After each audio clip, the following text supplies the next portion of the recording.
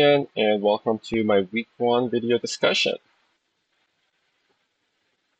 So for this week, I chose a scenario from chapter two. The scenario is that our professor has asked us to develop a teaching tool for children from kindergarten through grade six about the history of GA and how might you convey the most interesting aspects of this history to these students. And the scenario was taken out of the book. So when it comes to teaching younger kids, it's very important to make the material relatable. And it's very important for them to be able to see it or touch it.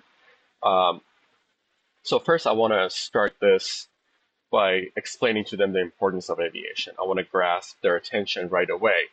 Um, and then I will lead into that, into the history of aviation and how it all started. I think it's important for the kids to see the simplicity behind aviation and how we can combine a bunch of simple concepts to create such complex aircrafts and achieve flight.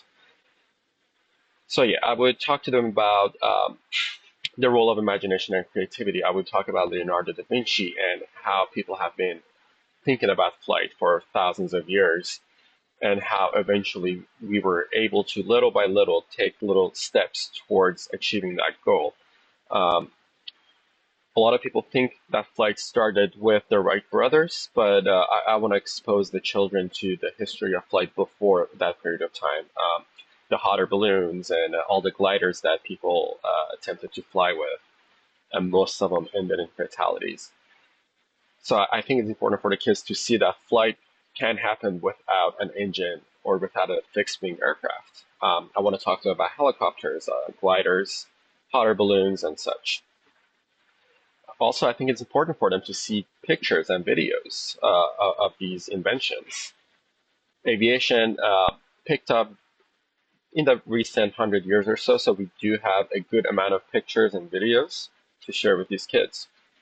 Um, so yeah, documentaries are going to be a great tool for me. Also, pictures of unique aircraft that we may not be able to see anymore. I think the kids would really enjoy that. Also, I think it's important to engage them through group activities. Building a paper plane would show them that, yes, flight is achievable without an engine. However, once we have an engine, then we can have a consistent and controllable flight. So that'd be a very fun way of them to be engaged in the process of thinking about wings, lift, aerodynamics, and all of that. And then after that, we want to bring that into modern age aviation. Yes, the Wright brothers were able to build the first airplane that was able to fly. Um, and it's important for them to see what the limitations were before that time. It's important for them to know that people knew that flight can happen, but we didn't have the technological advancements, such as proper engines to be able to handle these flights. So yeah, exposing them to the beginning of aviation, single engine radial aircraft, and then working our way towards the jet era and the post-war aviation era. Aviation got a bit complicated after World War II, so I think for the children to understand that it takes more than um, just a simple discussion. It would be easier for them to grasp the ideas of pre-World War II aircrafts. And also, I want to engage their critical thinking by asking them what the possibilities might be in the future. I want to share some ideas about some visionary ideas that are out there right now, and I want those kids to start thinking about how they can contribute to aviation.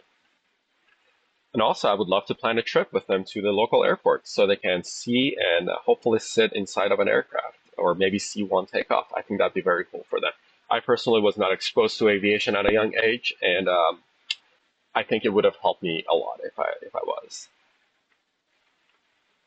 All right, moving on to our FBO selection. For our project, I've chosen Vantage Air here out of Chesterfield Executive Airport in Richmond, or KFCI.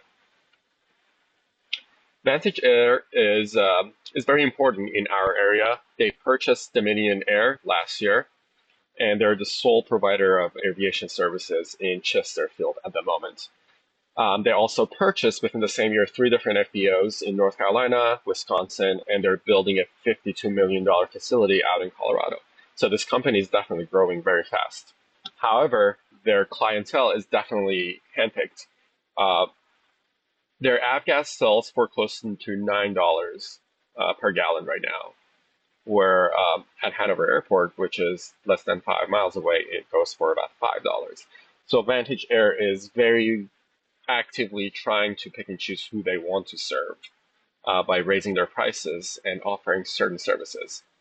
They have a Cirrus maintenance hangar. They have a Cirrus club. They provide flight instruction for Cirrus aircraft. So it's obvious that they really want a certain crowd to use their services. But that's also helped my airport, Hanover Municipal, because a lot of people fly to us for fuel and services, and that's helped our business quite a bit. But I cannot wait to learn more about Vantage Air and maybe even communicate with them and start a partnership. Here are my references, and thank you again for watching.